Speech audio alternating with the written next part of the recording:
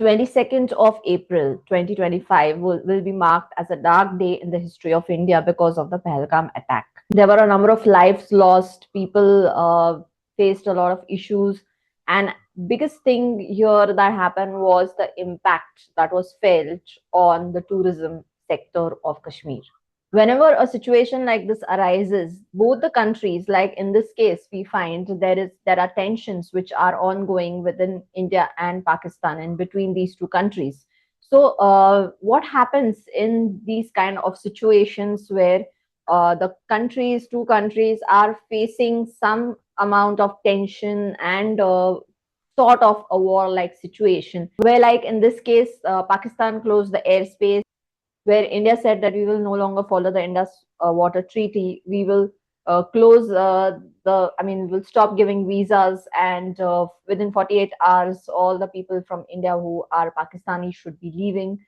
Pakistan also had some strained diplomatic issues, and then they have also retaliated in the similar manner. So India has said that we want to stop all kind of trade with Pakistan on an immediate effect.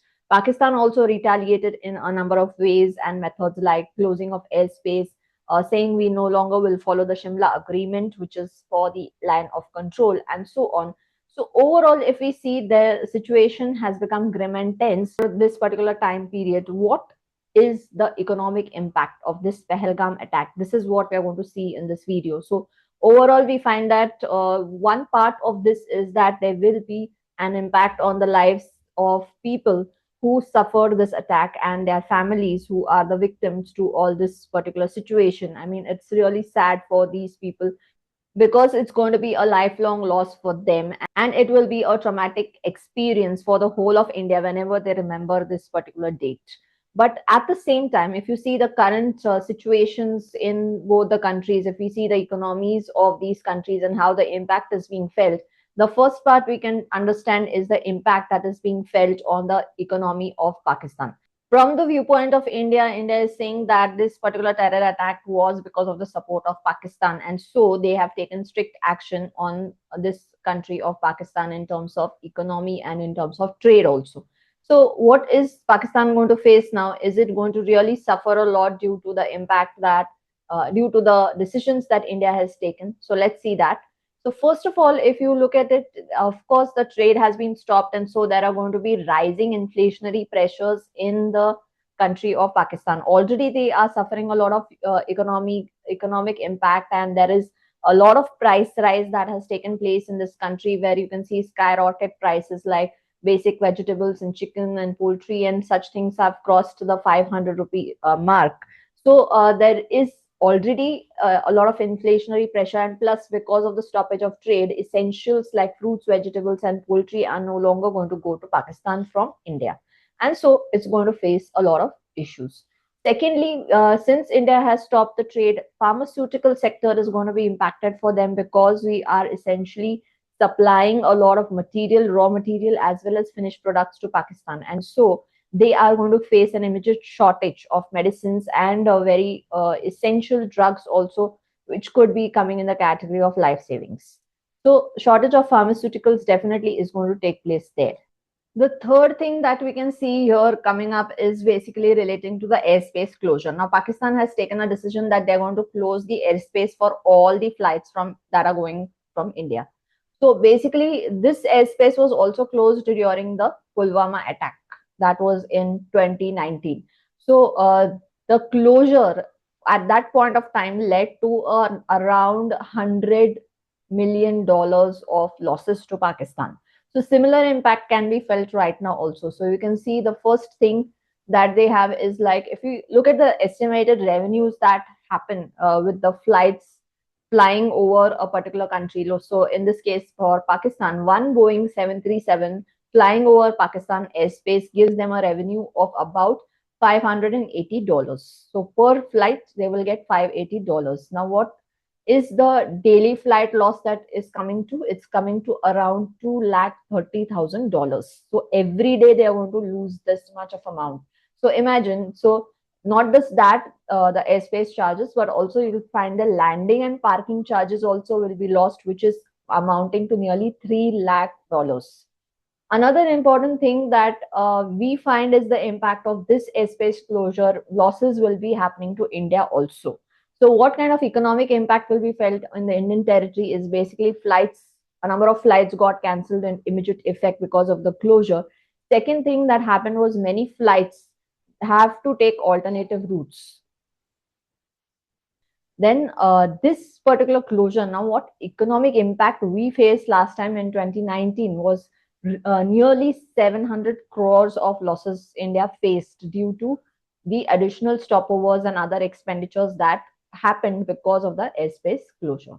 Now, currently, they estimate that around 307 crores, 307 crore rupees monthly loss will happen to the Indian airlines. So, not just the Air India and all overall Indian airlines, they may face this losses.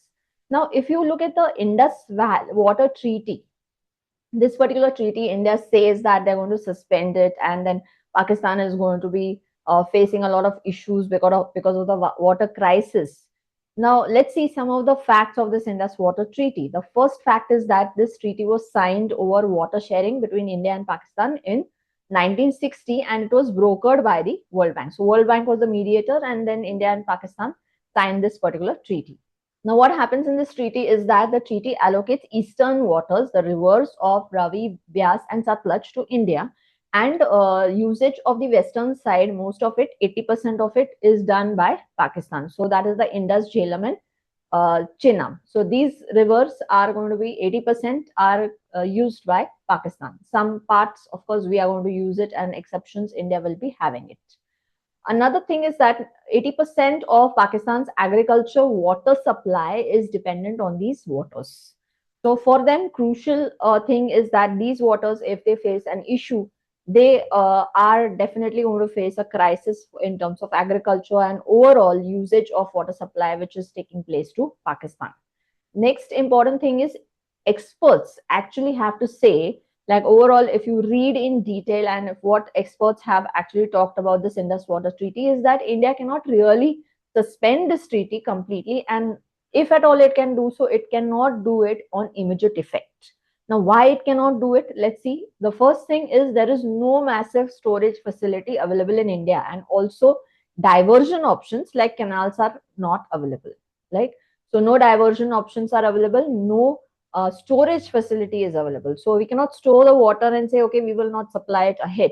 And if we store it to a certain extent, obviously, if we cannot store it, we have to divert it somewhere. So how can you divert it with proper canals? Otherwise, we only may face flood-like situations in India. So basically, if India decides to weaponize this water against Pakistan, it can cause damage to Pakistan. How? They like store the water, and then a sudden, like you can say, suddenly, if the water is released, it can create a flood-like situation in another country. So this is called as weaponized water against that specific country. So India may use this type of a technique, which is called as using the weaponization of this water against the other country. But again, we don't have the storage facility to that extent where you can cause floods to another country. India is also, another important thing is India is a downstream of China, and basically the Brahmaputra river which flows from there. So if China, being an ally of Pakistan, tomorrow decides to take some revenge, then they can also weaponize the Brahmaputra's water against India. And so there could be flood-like situations in the eastern parts of the country. So basically, the Indus Water Treaty is crucial in a number of areas, and it's not so easy. Like I say, today I cancel it and it is cancelled. So it's not that easy for India to do it. But if 20 years down the line, 30 years down the line, maybe this treaty can be suspended on a time to time basis where you can have construction and other things done for the purpose of storing of water. But at the same time, we also have to take care of the other side, that is the Brahmaputra river, how to cater to it if at all this water supply from China is weaponized against India. So if that is done, then we will also face a huge economic impact in the eastern parts of our country. Now, coming to the tourism industry of Kashmir, Kashmir has nearly 1,500 houseboats 3,000 plus hotel rooms and many taxi operators, pony persons, tour guides, handicraft shops, and so on. So basically, all this industry accounts for nearly 20,000 rupees per day of tourist spending.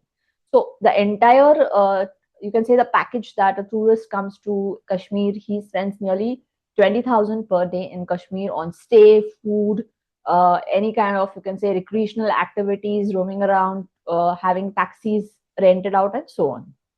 So this particular thing that was happening in the past. So if you see this graph, it was like going quite good. Since 2022, it was 26 lakhs of tourists in that year. Then it went up to 27 lakhs. Then it went up to 35 lakhs in last year. So it was a huge gain in terms of tourists in these past 3 years.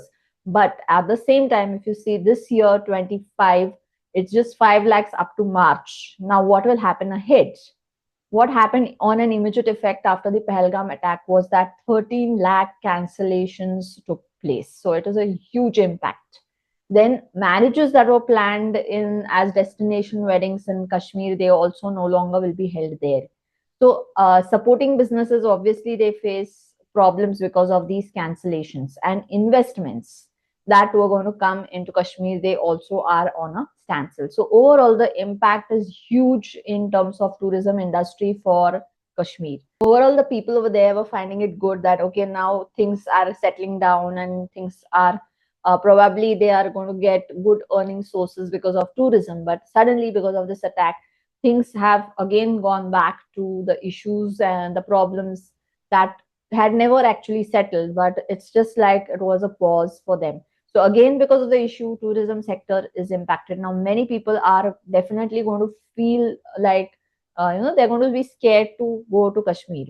So overall, if you have to see because of any kind of terrorist attack or any kind of war-like situation in any country, obviously there is going to be tensions, problems, lives are going to be lost, and at the same time, the overall economy and the functionality of both the regions will be impacted. It's not just one country which suffers; it will be both of the sides which suffer a huge economic impact because of the situations. So this is what we can understand from the statistics that we have seen in this video, that no country benefits out of terrorism, and no country and common people specifically are definitely going to suffer the economic impact because of the decision and because of the things and the actions of very few people who are extremists. So for more such updates and things connected to commerce, economy, law, and such other things of commerce, do subscribe to Commerce Gyan and hope to see you in the next video of this channel.